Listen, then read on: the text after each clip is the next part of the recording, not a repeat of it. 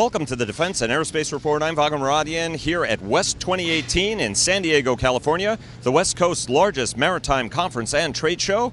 The conference is co-sponsored by AFCEA International and the United States Naval Institute. Our coverage here is sponsored by Leonardo DRS. And we're here with David Wennergren, who is with Deloitte. He is a managing director there, a longtime hand on all things IT. You were the CIO of the United States Navy, and then you were Deputy DoD CIO, and then you were working with the DCMO's office, which was the Deputy Chief Management Officer. And a couple of years ago, you finally decided to actually get out of this DoD life that you were in as somebody, and you came to Deloitte and as somebody who was in the senior executive service. Talk to us. We had a terrific talk by the Deputy Secretary of Defense, Pat Shanahan, driving the whole message of change. This is something that the administration has been talking about.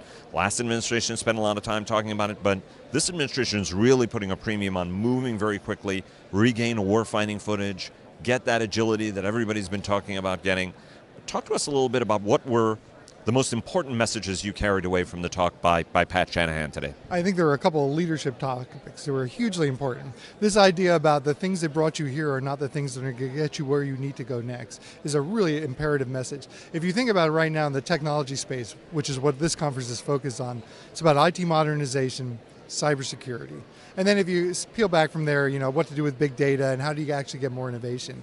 But all these things that will change the way we deliver services require you to change. And so there's a whole underlying story about cultural change, and the skills that brought you here may not be the skills that you need to take you to the next level.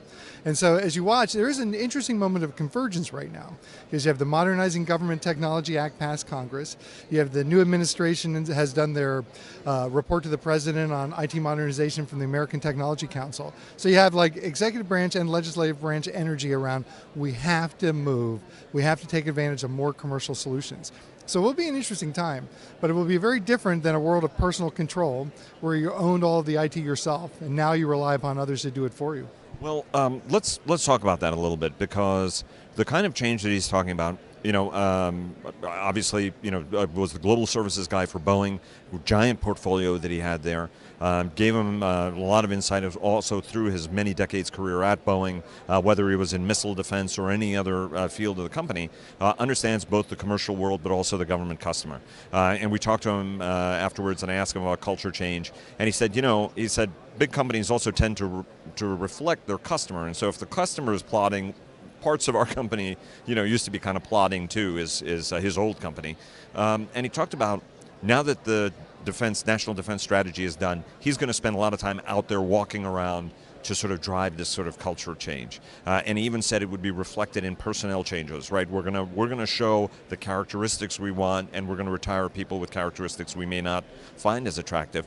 The question to you is, in a time of such change, there are a lot of contractors that have made a lot of money doing what they do, and they have a tendency to want to sell it to Dave Wennergren, whether or not Dave Wennergren wants to buy it or not. So talk to us about this environment and the change, how industry is going to change, how the government can incentivize some of these changes, because ultimately companies sell what they have and necessarily don't want to invest in competing for something that means that they might lose what it is they already have. It's a fascinating conundrum, because as you said, everybody's talking about innovation. You hear every leader that's going to speak at this conference, every technology leader in government, innovation and speed is at the top of their list.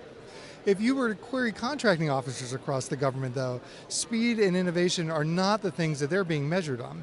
And so you have this interesting conundrum is, we want innovation, but we're maybe more hampered in government by how we ask for things than by who we ask for things. Because I guarantee you, everybody on a booth on this floor wants to deliver to the government what the government wants in a way that delights the customer.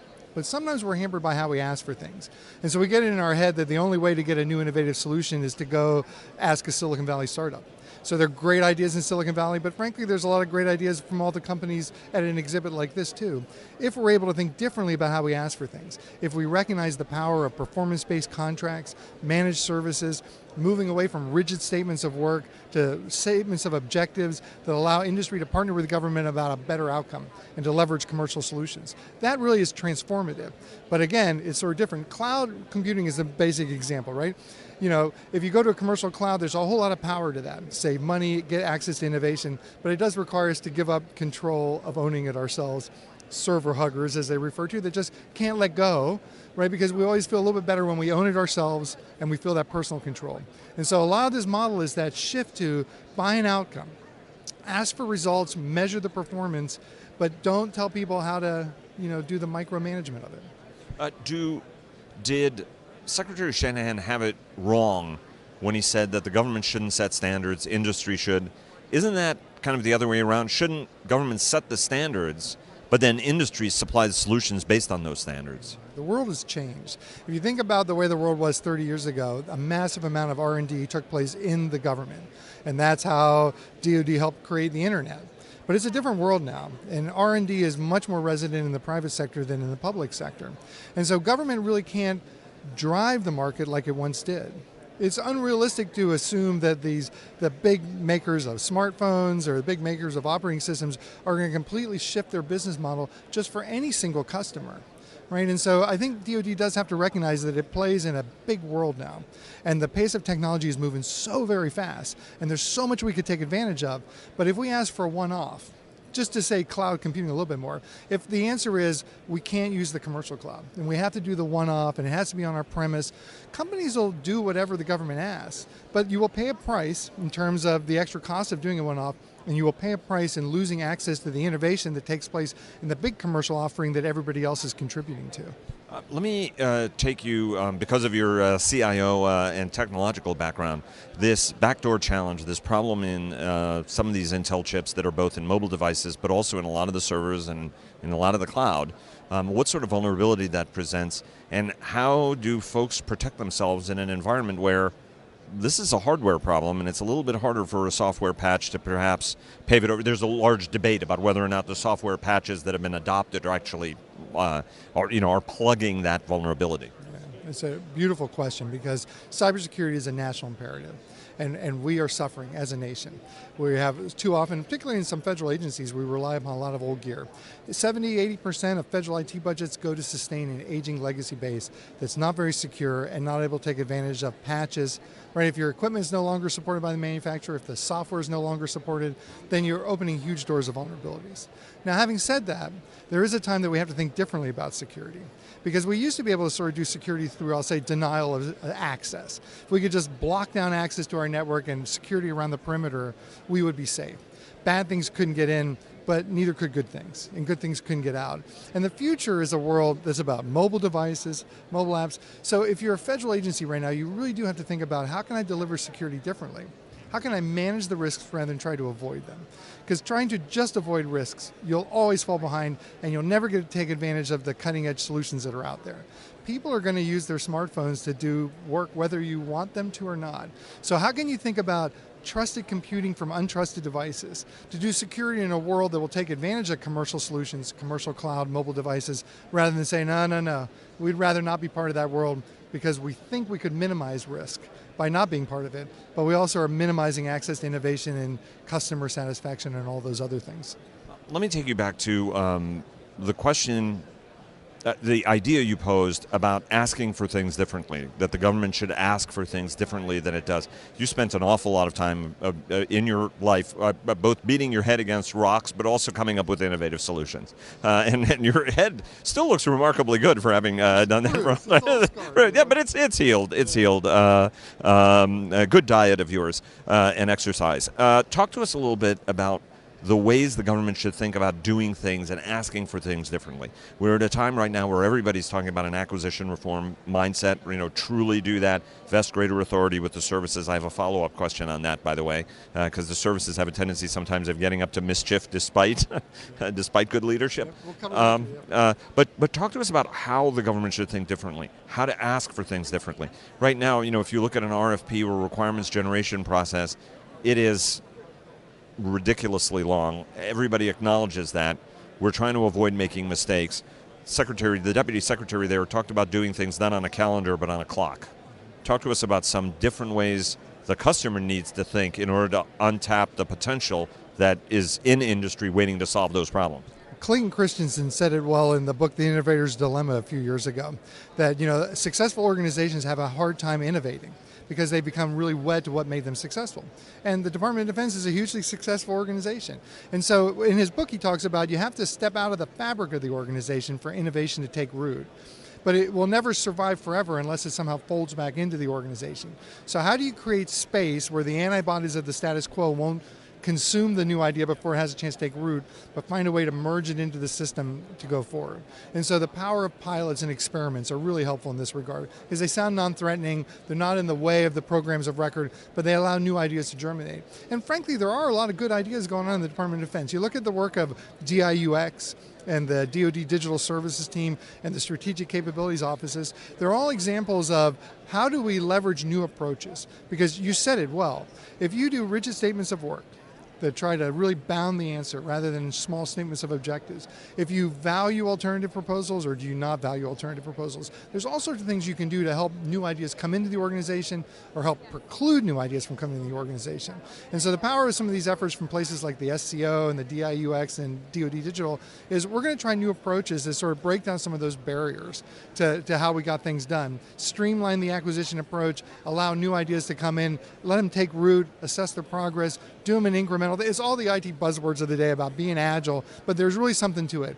Modular answers that can be done rapidly and are close to the customer delight everyone. And in the past, we did really big systems that took years to ever get to market, and by the time they got to market, nobody was happy. In trying to please everyone, they never were able to please anybody. The services. Each of the services now has greater authority. That was part of the acquisition laws now for the last couple of years has been driving to that. Ellen Lord, when we talked to her last year in Dubai, said that she looks at the military services as her customers. Historically, that job has been an oversight role. And one of the things that some programs have gone bad because the services have really wanted them, but they've been badly thought through. And even if OSD has tried to stop them, or the Secretary of Defense even tries to stop them, the services say, I have Title 10, it's my resources, it's my marble, I really, really want it, and I'm going to do it. What's the right way ahead here that balances both the legitimate things the services want to do, but do it in a way that doesn't actually cause us to launch a whole bunch of costly programs without really a lot of oversight at the end of the day? Well, you know me, I'm a hopeless optimist. So I will say that I think there's a pendulum swing that's really helpful. If you look back 20 years ago, everything was done locally.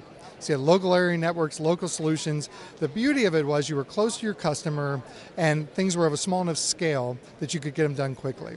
The bad news was every local area was duplicating solutions, and by creating information electronic solutions, we were actually creating like barriers to information flow across those local area networks. So, big place like DoD goes, well, that's not helping. I'm spending money and I'm precluding information sharing. So I will move to big solutions for DoD. So you see this massive pendulum swing from the everything's local to everything's done centrally. And the challenge with that approach can be, as we said before, a place like even the size of the Army or the Navy is massive. And so an ERP implementation inside of the Navy is like 10 times the size of a usual commercial implementation. When you try to do something for all of DoD, it can take a long time and really be difficult to deliver.